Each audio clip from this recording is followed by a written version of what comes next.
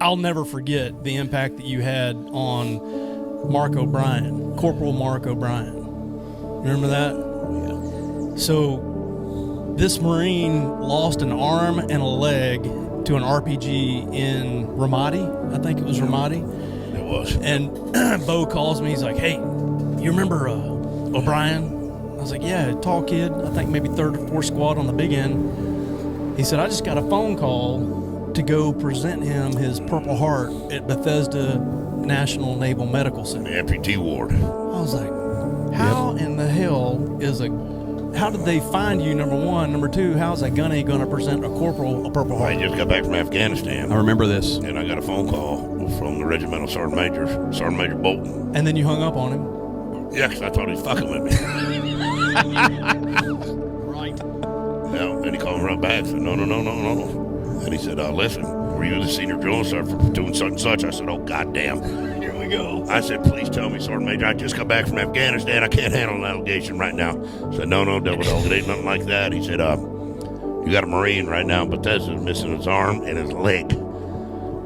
And he was wounded bad in Iraq. And the commandant of the Marine Corps was going to pin his Purple Heart on him 2 days ago. And he said, no, thank you, sir.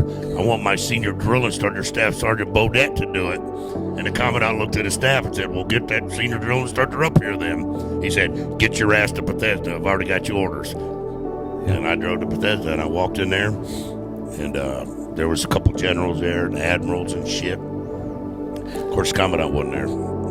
Guess he wasn't invited.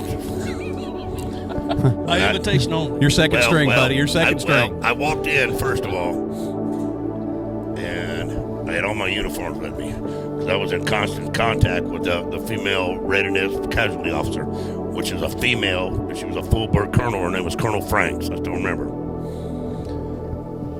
She goes, Gunny, I'll meet you at the front. So I meet her at the front. I'm in civvies. I got all my uniforms. And she gives me a hug. Now, I've never had a female hug me in uniform. Never had a colonel hug me, that's for damn sure. She gives me a hug and she said, Gunny, I'm so glad you're here, but you can't see him right yet. I said, is there problems? She goes, nope. He wanted to make sure he was shaved first before he saw you. Man. He didn't have a shave. Damn.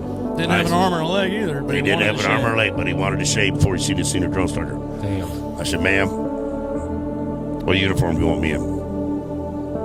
She goes, well, Charlie's will be fine. She goes, you can use my office. So I change and I walk up there. I walk in and there's this line of Marines and sailors and doctors and shit. Now they're kind of making a spectacle. It's kind of pissed me off. There's some fucking gunny standing there with the Purple Heart and shit. Well, I snatched it from him. Attention to orders. And I read the Purple Heart citation. And that little triangle above your bed where the wounded, this badass grabbed it with his one arm and sat in a position of attention. So I gave it to him and I pinned the Purple Heart on him and I sat down and I said, I need everybody to fuck out of here now. They did. Everybody just turned right around and walked out. And I said, you're a badass. I love you. Your country loves you.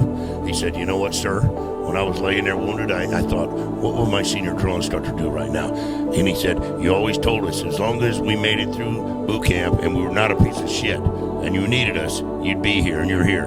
I said, you're goddamn right. And I said, I ain't going nowhere. I sat there with him for 2 days.